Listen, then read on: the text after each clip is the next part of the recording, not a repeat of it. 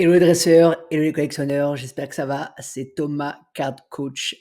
Aujourd'hui, une nouvelle vidéo, ça fait vraiment plaisir de pouvoir vous enregistrer des vidéos comme ça en continu.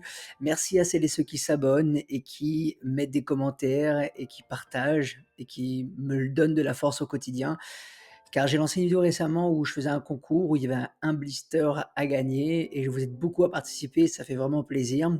Aujourd'hui, la vidéo du jour est un petit peu différente. Il y a quelques abonnés qui m'ont demandé de faire une vidéo qui explique les cartes, leur niveau, dans le master set, ça soit full art, pourquoi aussi les couleurs, des cartes Pokémon ont changé. Donc aujourd'hui, si vous découvrez vraiment l'item Pokémon, si vous voulez en savoir plus sur comment Pokémon Company a construit, le jeu de cartes ou les cartes à collectionner, ben vous êtes au bon endroit.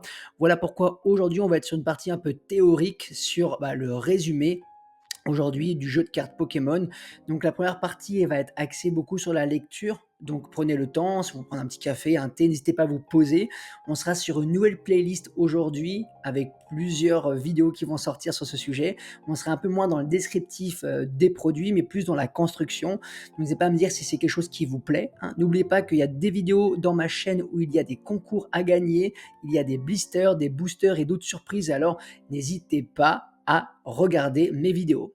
On démarre de suite avec la première étape, le résumé du jeu de cartes Pokémon. Le jeu de cartes Pokémon est un jeu de stratégie pour 2 joueurs à la base, où chacun utilise un deck de 60 cartes pour combattre les Pokémon de l'adversaire. Les 4 représentent des Pokémon, des énergies et des dresseurs. Et l'objectif est de mettre l'autre KO, comme dans les jeux Pokémon sur la Game Boy de base. Les Pokémon adverses, donc le but et d'avoir des récompenses ou de forcer l'adversaire à ne plus pouvoir piocher de cartes. En parallèle, la collection de cartes est très populaire avec des cartes rares et des illustrations prisées par les fans. Car oui, bientôt je vais faire une vidéo à la demande d'une personne qui est dans ma vie pour connaître un petit peu les illustrations autour des cartes et s'il y a vraiment une valeur ou pas. Donc première étape du jeu Pokémon, c'est vraiment un jeu à jouer. Ensuite, on va rentrer un peu plus dans le détail avec la genèse et l'histoire du jeu de cartes Pokémon. Donc les origines sont un peu de 1996. Le jeu de cartes Pokémon est lancé au Japon en 96 par Media Factory, peu après la sortie des jeux vidéo Pokémon rouge, vert sur Game Boy et nous bleu et après jaune qui arrivait plus tard. Il s'inspire des mécaniques du jeu vidéo, transposant les combats Pokémon en jeu de cartes à collectionner, ce qui nous emmène progressivement vers l'expansion internationale de 98 à 2003. Donc le jeu est introduit aux États-Unis en 98 par Wizard of the Coast, qui contribue à sa popularité mondiale. Il devient rapidement un phénomène avec des tournois organisés et une demande croissante pour les cartes rares. Donc c'est là que l'atmosphère commence à devenir un peu plus grande et The Pokémon Company en 2003 à maintenant reprend la gestion du jeu des cartes, assurant sa continuité et son développement. De nouvelles extensions sont régulièrement publiées, introduisant de nouveaux Pokémon, de nouvelles mécaniques de jeu et de nouvelles illustrations. Le jeu connaît un regain d'intérêt fulgurant ces dernières années, notamment en raison de la vente et de la revente de cartes rares, donc dans le marché de seconde main, qui atteint des sommes importantes. En 2024, le jeu de cartes Pokémon est disponible en version numérique sur les téléphones, d'où le jeu Pocket sur lequel maintenant on s'amuse un petit peu et on commence aussi à les collectionner. Maintenant qu'on a compris un petit peu la première étape et comment fonctionne un peu Pokémon Company et comment a été construit le jeu, on va plonger dans l'univers fascinant de la collection et des cartes. Car pour moi, c'est cette partie-là que je prône aujourd'hui et que j'ai vraiment envie de reprendre, même si je joue de temps en temps. Donc on va reprendre quelques slides pour remettre les choses en bonne et due forme. Bien plus simple bien que le jeu, la collection de cartes Pokémon est une aventure passionnante qui nous transporte dans un monde où la beauté des illustrations raconte la nostalgie de notre enfance. Et oui, parce que moi, j'ai commencé vraiment avec la Pokémon bleue, mais là où je me suis vraiment focusé, c'est sur Pokémon jaune. J'avoue, c'est avec Pikachu, même quand j'étais en vacances, je demandais à des potes qui avaient l'Action Replay de me donner des codes pour avoir Mew ou autre, mais ils voulaient pas m'aider en fait. Je galérais avec mes Pokémon sauvages. Donc c'est pour ça que chaque carte est une œuvre d'art miniature, parce que ça prend vraiment tout ce qu'on a pu voir depuis qu'on est enfant, donc tout dépend des générations, capturant l'essence même des Pokémon qu'on aime tant. Moi j'ai aimé Dracofeu, j'ai aimé Tortank, j'ai aimé Mewtwo, Mew. J'avais aussi un faible pour Nidoking, parce que Giovanni l'avait, même Nidoqueen, mais j'ai pas forcément envie de les avoir dans mon équipe. Mais je trouve ça vraiment intéressant toute la nostalgie qu'ils ont réussi à mettre dans les cartes. On va pousser un peu plus le travail sur pourquoi succomber à la collection. Et oui, quand on démarre Pokémon ou quand on voit qu'il y a beaucoup de hype, beaucoup de personnes sur, les réseaux ou même si on n'est pas un public averti, mais qu'on se rend compte qu'on veut peut-être être collectionné et ben, l'émerveillement pour moi, il est direct visuel. On se laisse vraiment envoûter par les illustrations époustouflantes qui donnent vie à nos Pokémon préférés. La douce nostalgie, donc on revit les moments magiques de notre enfance en retrouvant des Pokémon qui ont bercé nos rêves, la chasse au trésor aussi, partir à la recherche dans les magasins ou même de rencontrer des personnes avec qui on peut parler Pokémon. Donc pour moi, c'est quelque chose de à la recherche de cartes rares et précieuses, donc la valeur peut atteindre des sommets vertigineux. On voit qu'il y a des items qui sont presque à 2 000 € le booster, ou on voit des choses à 10 000 € en même si des fois on voit, sur les chaînes de télé où ils font des reportages, on voit que réellement c'est une communauté qui est passionnée et que les gens, ils vont vraiment à fond. Donc le fait de rejoindre des collectionneurs, pour moi, c'est mon objectif numéro un à travers cette vidéo YouTube. Donc n'hésitez pas à me mettre en commentaire si vraiment vous voulez faire partie de cette communauté, si vous voulez vraiment qu'on vive des choses ensemble, ça serait très important pour moi. Et partager ma passion aussi, pour pouvoir échanger mes cartes et voir comment on peut vraiment, ben, avoir une passion et aussi faire quelque chose qui nous fait du bien au quotidien. Pour moi, c'est ça le plus important. Maintenant qu'on a compris un petit peu l'essence même de Pokémon, donc on a regardé un petit peu le résumé du jeu de cartes Pokémon autour de ce qui s'est passé sur la genèse. On a vu donc l'univers fascinant de la collection, pourquoi les gens veulent collectionner, quelle était vraiment la thématique autour du jeu de cartes et aussi quels ont été les points que les collectionneurs ou les personnes qui succombent un peu à la collection. On va rentrer maintenant dans le vif du sujet. On est sur connaître et comprendre la rareté de nos cartes. Parce que c'est bien de vouloir acheter des boosters et de sortir les cartes les plus rares, mais qu'est-ce qu'on en fait des autres et comment on peut les lire? Donc ce que j'ai fait, c'est que j'ai pris approximativement le V9 d'aujourd'hui pour, expliquer un petit peu, la vision des cartes Pokémon. Donc voilà comment ça se configure. On a des premières étapes où on a des cartes communes. Les cartes communes sont basées avec des cercles. C'est les plus fréquentes qu'on peut avoir. Dès qu'on ouvre 5, 6, 7, 8 boosters, on se dit: «Oh punaise, qu'est-ce que je vais en faire de ces cartes-là?» Ensuite, on a les losanges, les cartes peu communes. Donc généralement, c'est les évolutions. Si nous prenons le starter pouce achat, on a la commune, ensuite on a la carte un peu commune et après on a l'évolution ici qui des fois peut être brillante, d'accord? Je reste assez simple et elle est carte peu commune mais un peu plus rare à avoir. Et nous avons aussi une autre stratégie avec des étoiles. On peut avoir, admettons, le, le starter de la dernière évolution qui est ici, qui passe en X. Donc ça fait partie d'une certaine génération de cartes. Mais au moins c'est sûr que pour la première étape, on sait qu'on a des communes, ça arrive à foison, les cartes peu communes, ça peut arriver, oui, et les cartes à étoiles, on est un petit peu content de les avoir, mais c'est pas celle qu'on recherche. Donc pensez à faire un screenshot si besoin, bien que dans le guide de soutien que j'ai créé pour faire évoluer cette chaîne, c'est disponible en description si vous voulez vraiment soutenir la chaîne et comprendre un peu plus la collection. On passe sur la deuxième étape. Donc là, on est vraiment sur des illustrations de type rare, donc des versions alternatives des cartes Pokémon communes ou peu communes et rares. Ce sont des cartes brillantes, entièrement illustrées, qui représentent magnifiquement les personnalités et l'environnement en fait du Pokémon. Donc on peut voir ici que on a d'autres illustrations avec peut-être une étoile, 2 étoiles ou 3 étoiles. Derrière, on avance progressivement avec la partie où là, c'est une nouvelle rareté d'écarlaté violet, où on a une illustration spéciale rare, qu'on prend les illustrations alternatives des cartes de Pokémon X ou supporters. Ce sont également des cartes brillantes, entièrement illustrées, qui représentent les traits de personnalité unique du personnage ou de son environnement. On peut voir ici qu'on a Nabil, avec son Pokémon de référence. On voit qu'on a un autre dresseur ici, avec son Pokémon de référence. Et on peut voir des Pokémon mis en avant avec une autre stratégie. Il y a aussi une autre stratégie d'étoiles, mais on reviendra ça à la fin. Pour l'instant, je vous montre vraiment les cartes. Donc, on a ici les communes, peu communes et les cartes rares. On a ici des visions un peu alternatives avec quelque chose qui est un petit peu commun, mais pas trop rare non plus. On a la vision, on rentre un peu plus dans le détail avec écarlate et violet, c'est une nouvelle version d'amener les cartes.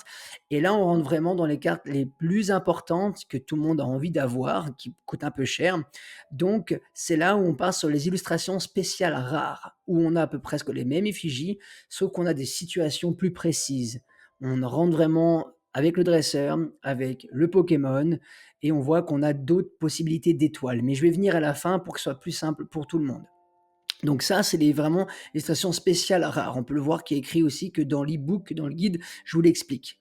Ensuite, on bascule sur une autre version de carte qui est les cartes Shiny. Dans le TCG Pokémon, une carte Shiny, une version alternative d'un Pokémon standard, souvent avec des illustrations brillantes et des effets holographiques qui attirent instantanément l'œil des collectionneurs et des joueurs. Pourquoi? Parce que quand on veut un Pokémon Shiny, que ça soit sur Pokémon Go, que ça soit sur les Écarlate et Violet ou tous les jeux Switch, Nintendo, 3DS, Nintendo, on attendait de voir ces petites étoiles. Dites-moi en commentaire les amis, si vraiment vous avez fait le start, sauvegarde et reset au début du jeu pour avoir les starters shiny. Moi, je l'ai fait plusieurs fois sur Pokémon Argent, j'ai jamais réussi. Donc n'hésitez pas à me dire en commentaire si vous l'avez fait, si vous faisiez cette technique en fait, où on attendait d'avoir le Pokémon shiny, ah là là là, c'était un petit peu intense avec la Game Boy, et puis j'avais plus de piles à chaque fois, donc c'était un peu chiant, ça clignotait.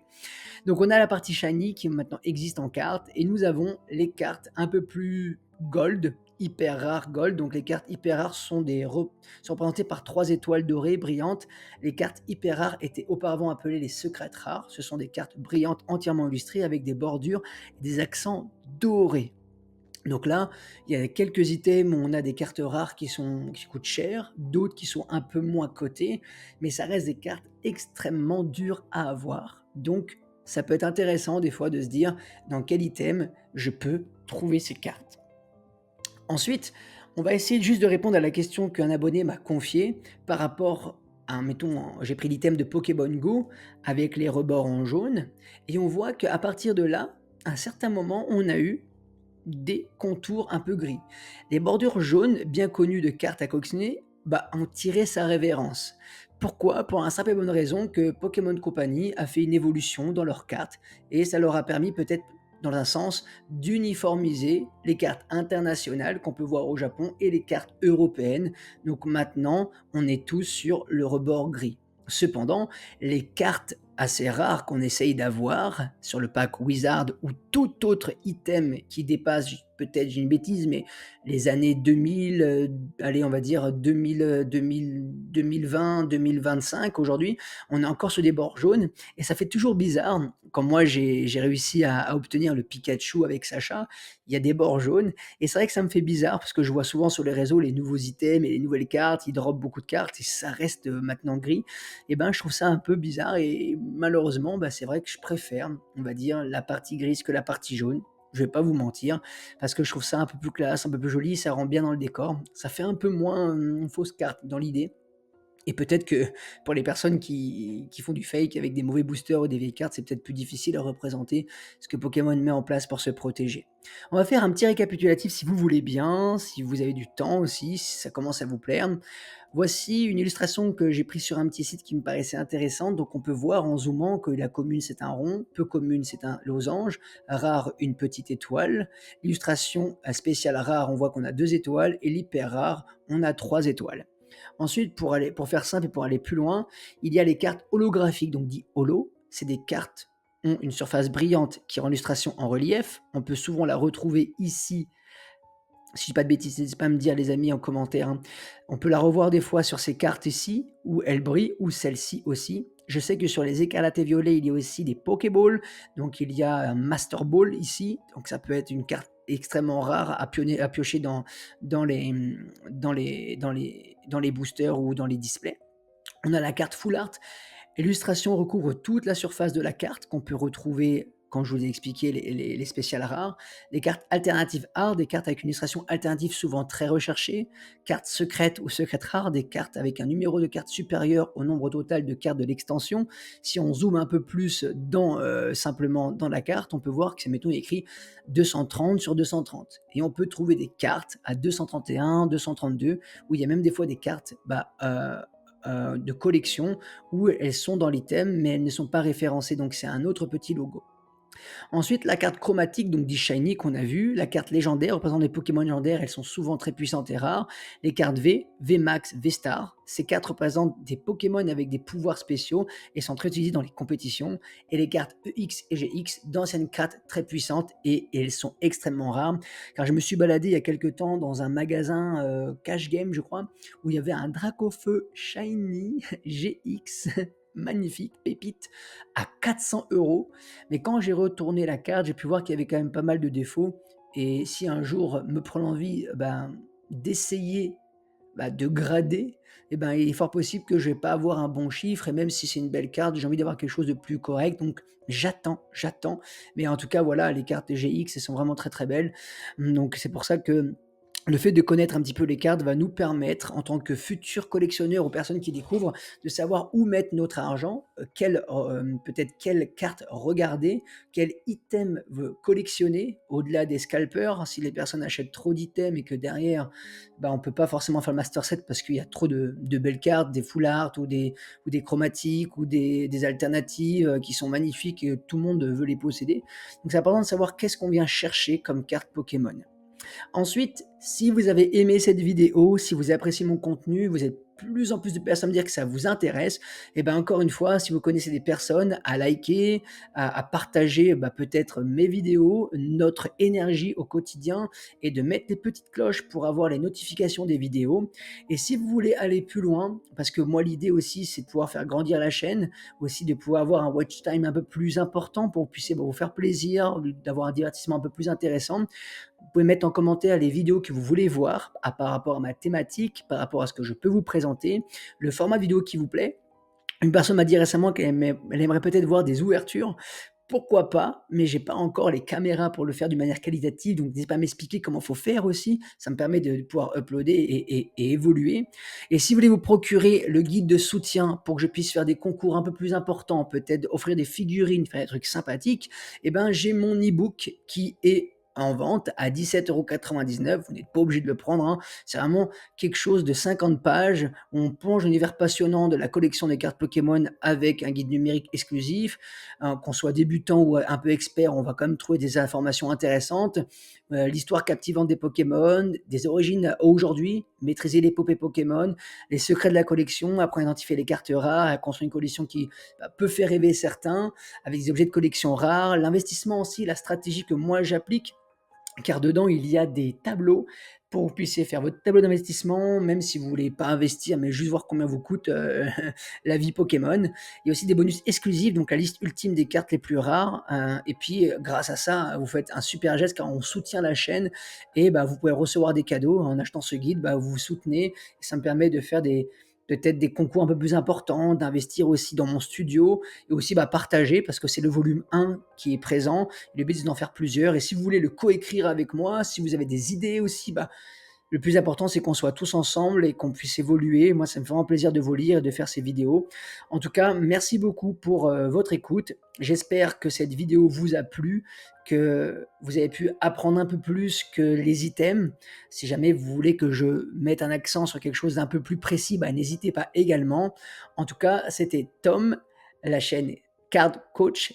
Merci beaucoup pour votre vidéo. N'hésitez pas à vous abonner, à partager et c'est toujours un plaisir de pouvoir poster des vidéos. À bientôt les collectionneurs et dresseurs pour la prochaine.